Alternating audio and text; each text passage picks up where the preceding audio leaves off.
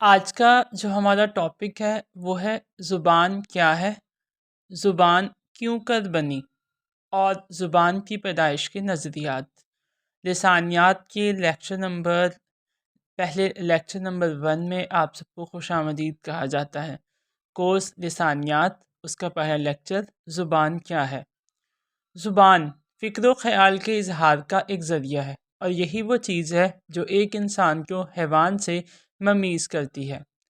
ماہرین لسانیات نے زبان کی مختلف تعریفیں پیش کی ہیں، جیسے کہ ڈاکٹر محی الدین قادری زور صاحب لکھتے ہیں، زبان انسانی خیالات، احساسات کی پیدا کی ہوئی ان تمام عضوی اور جسمانی حرکتوں اور اشاروں کا نام ہے جن میں زیادہ تر قوت گویائی شامل ہے اور جن کو ایک دوسرا انسان سمجھ سکتا ہے اور جس وقت چاہے اپنے ارادے سے دہرا سکتا ہے۔ امریکی ماہرین لسانیات بلاخ اور ٹریگر نے زبان کی تعریف یوں کی ہے، زبان اپنی مرضی سے قبول کیا ہوا آوازوں کا وہ نظام ہے جو معاشرے کے افراد کو آپس میں مربوط کرتا ہے۔ انگریز مصنف چارلس بابر لکھتا ہے، زبان ایک اشاراتی نظام ہے اور اس کا مواد آوازیں ہیں۔ ان چند اقتباسات کی روشنی میں کہا جا سکتا ہے کہ زبان آوازوں کا ایک مجموعہ ہے جس کے ذریعے ہم اپنا مفہوم دوسروں تک پہنچاتے ہیں اور اس میں انسان کی اپنی مرضی شامل ہوتی ہے۔ زبان صرف آوازوں کا مجموعہ نہیں ہے، بلکہ یہ کسی قوم کی تہذیب و ثقافت کی آئینہ دار ہوتی ہے اور دنیا کے لوگوں کو ایک دوسرے سے قریب کر کے اور ان میں رابطہ پیدا کرنے میں اہم کردار ادا کرتی ہے۔ یہ صدیوں کے تجربات اور مشاہدات کا نچوڑ ہوتی ہے۔ زبان کا مفہوم سمجھنے کے بعد ہم یہ سمجھیں گے زبان کیوں کر بنی۔ اسی میں زبان کی پیدائش کے بارے میں جو مختلف نظریے پیش کیے گئے ہیں وہ آ جائیں گے۔ یہ بات ایک عرصے سے مسئلہ بنی ہوئی ہے کہ زبان کیوں کر وجود میں آئی، کیونکہ یہ خصوصیت صرف انسان کو حاصل ہے کہ وہ بول سکتا ہے، خواہ وہ کتنا ہی وحشی اور غیر مہذب کیوں نہ ہو۔ سوال یہ پیدا ہوتا ہے کہ انسان پیدا ہوتے ہی سانس لینا اور کھانا پینا شروع کرتا ہے یا کچھ عرصے کے بعد چلنا پھرنا سیکھ لیتا ہے، تو پھر کیوں وہ بغیر کسی کی مدد کے بولنا نہیں سیکھ سکتا؟ تو اس کا جواب یہ ہے کہ سانس لینا، کھانا پینا اور چلنا پھرنا فطری صلاحیتیں ہیں اور زبان انسان کی اپنی کوشش کا نتیجہ ہے۔ انسان ایک دوسرے سے الگ نہیں رہ سکتا، مختلف ضروریات کی بنا پر اس کے لیے ایک دوسرے کی مدد لینے پر مجبور ہے۔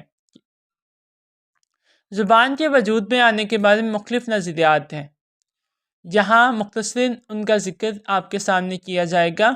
پہلا نظریہ ہے دا بو واو تھیوری، بو نظریہ۔ اس نظریے کے مطابق انسان نے جانوروں کی بولیوں کی نقل کرتے کرتے بولنا سیکھا ہے اور پھر زبان کو موجودہ معیار تک پہنچایا ہے۔ پوپو نظریہ، یہ نظریہ اس بات کی وضاحت کرتا ہے کہ انسان خوشی یا خوف کے موقع پر جو مختلف قسم کی آوازیں منہ سے نکالتا ہے، انہی آوازوں نے بعد میں منظم صورت اختیار کی اور زبان وجود میں آئی۔ ڈنگ ڈونگ نظریہ، یہ کہتا ہے کہ انسانی زبان کی آوازوں کا مفہوم کے ساتھ گہرا تعلق ہے۔ اس سے ظاہر ہوتا ہے کہ انسان پر بیرونی دنیا کے جو اثرات پڑے ہیں، اس سے گھنگروں کی طرح مناسب آوازیں پیدا ہوئی ہوں گی جو بعد میں زبان کی صورت اختیار کر گئیں۔ اس نظریے کو زیادہ اہمیت نہیں دی گئی ہے۔ یو ہی ہو نظریہ، یہ نظریہ 19ویں صدی کے ایک عالم نوری نے پیش کیا۔ وہ کہتا ہے کہ جب انسان مل کر کام کرتا ہے تو کام کے وقت مختلف آوازیں نکالتا ہے، یہی آوازیں بعد میں زبان کی شکل میں ظاہر ہوئیں۔ دا گیسچر تھیوری، اشارات کا نظریہ، اس نظریے کے مطابق کہا جاتا ہے کہ انسان پہلے اشاروں کے ذریعے ایک دوسرے تک اپنے خیالات پہنچاتا ہے۔ آج بھی گونگے اپنا مطلب اشاروں کے ذریعے دوسروں تک پہنچاتے ہیں۔ بعد میں انہی اشاروں سے تصویری زبان وجود میں آئی اور پھر آہستہ آہستہ بول چال کی زبان بنی۔ اگر اس نظریے کو درست مان لیا جائے تو اس کا مطلب یہ ہوگا کہ انسان 3500 قبل مسیح سے پہلے بول نہیں سکتا تھا۔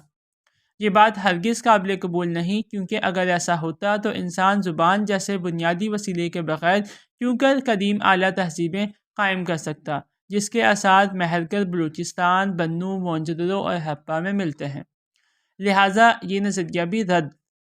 موسیقی والا نظریہ، میوزیکل تھیوری۔ اس نظریے کا بانی ڈنمارک کا مشہور ماہر لسانیات آٹو جیسپرسن ہے۔ اس کا خیال ہے کہ مندرجہ بالا نظریات زبان کے ایک حصے کے بارے میں تو صحیح ہے، مگر پوری زبان کے لیے قابل قبول نہیں۔ وہ کہتا ہے کہ زبان کی آوازیں پہلے طویل تھیں، لیکن آہستہ آہستہ یہ مختصر ہوتی گئیں اور آخرکار یہ موجودہ صورت میں ڈھل گئیں۔ ساتواں نظریہ ہے میل جول کا نظریہ، دا کانٹیکٹ تھیوری۔ یہ جدید قابل قبول نظریہ ہے جس کو ایمرڈام کے پروفیسر جے ریویوس نے پیش کیا ہے۔ وہ کہتا ہے کہ ایک آدمی دوسرے آدمی کے ساتھ وابستہ ہے، اور یہی وابستگی وہ بنیاد ہے جس کے نتیجے میں زبان وجود میں آئی اور مختلف مراحل سے گزر کر موجودہ صورت میں ظاہر ہوئی۔ انسان اپنی مختلف ضروریات کے لیے دوسرے انسانوں کا محتاج ہے، اسی لیے اس نے آوازیں نکالنا شروع کیا اور پھر ان آوازوں سے الفاظ وجود میں آئی اور زبان کا ایک نظام تشکیل ہوا۔ قرآن پاک میں اللہ تعالیٰ نے فرمایا ہے، اللہ تعالیٰ نے زبان کو انسان کی ایک نشانی قرار دیا ہے۔ ترجمہ، اور اس کی نشانیوں میں سے ہے آسمانوں اور زمین کا پیدا کرنا اور تمہاری زبانوں اور تمہارے رنگوں کا اختلاف، بے شک اس میں جہانوں کے لیے نشانیاں ہیں۔ ان چند مشہور نظریات کو سامنے رکھ کر ہم اس نتیجے تک پہنچتے ہیں کہ زبان انسان کے ہزاروں سالوں کے تجربات اور مشاہدات کے بعد موجودہ شکل میں سامنے آئی ہے۔ تو اب موجودہ وقت میں ایک قوم کتنی ہی پسماندہ اور غیر مہذب کیوں نہ ہو اور ان کی زبان تحریر میں نہ آتی ہو یا اس میں ادب نہ ہو، تو ہم یہ نہیں کہہ سکتے کہ یہ ابتدائی حالت میں ہے۔ آر ایچ رابنس لکھتا ہے، لسانیات کی روح سے کوئی زبان بھی ابتدائی حالت میں نہیں ہے۔ البتہ کہا جا سکتا ہے کہ کوئی قوم، گروہ یا معاشرہ ثقافت کے ابتدائی درجے میں ہے، کیونکہ زبان معاشرتی ترقی کے ساتھ اپنے بنیادی ڈھانچے کو نہیں بدلتی اور یہ قواعد کے لحاظ سے اتنی ہی پیچیدہ ہوتی ہے جتنی ایک ترقی یافتہ قوم کی زبان۔ تو لہٰذا آج کے لیکچر میں ہم نے دیکھا کہ زبان کیا ہے اور زبان کیوں کر بنی، اس کے مشہور نظریات۔